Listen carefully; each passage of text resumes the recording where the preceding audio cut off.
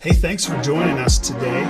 And I want to read a short passage of scripture that happens right after Jesus has died on the cross. Here it is, Matthew 27, verse 57. It says, as evening approached, there came a rich man from Arimathea named Jospeh, who had himself been a disciple of Jesus. Going to Pilate, he asked for Jesus' body, and Pilate ordered that it be given to him.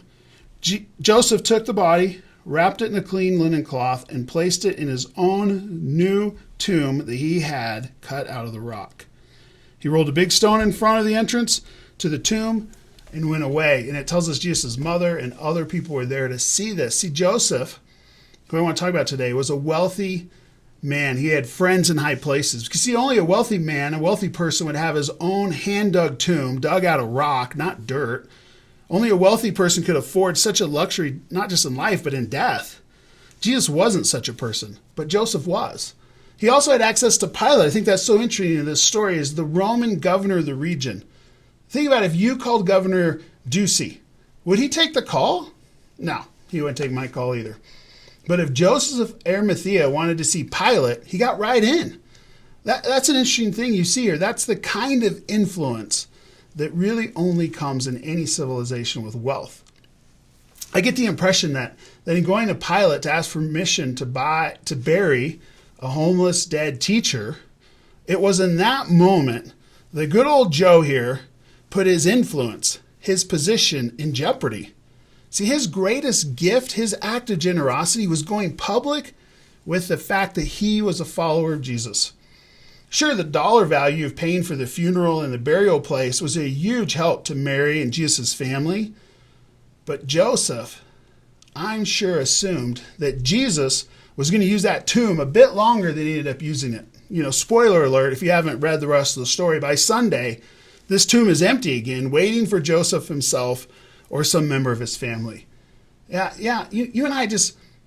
We have this idea of that we have to give gifts and giving a gift to honor Jesus at the time of his death. It's amazing what Jospeh does.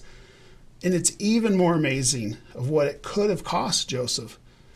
When you and I give extravagantly, it's truly remarkable. And you see, Jospeh didn't let his position, his influence, or his access to powerful people keep him from giving extravagantly. How would that work in our life? Maybe it's to give away your Christmas bonus. Wouldn't that cause folks to shake their heads? Maybe the most extravagant gift you can give right now is just to be more honest about your faith. Simply letting a coworker know you follow Jesus could be an amazing gift this Christmas season. Don't underestimate what God could do when you place that gift of your story, of your following Jesus, in his hands. It very well could be the thing that helps someone else courageously follow Jesus. Because like Jospeh, you and I live, and many of us work in places that following Jesus isn't popular. It may not be accepted or even seen as reasonable.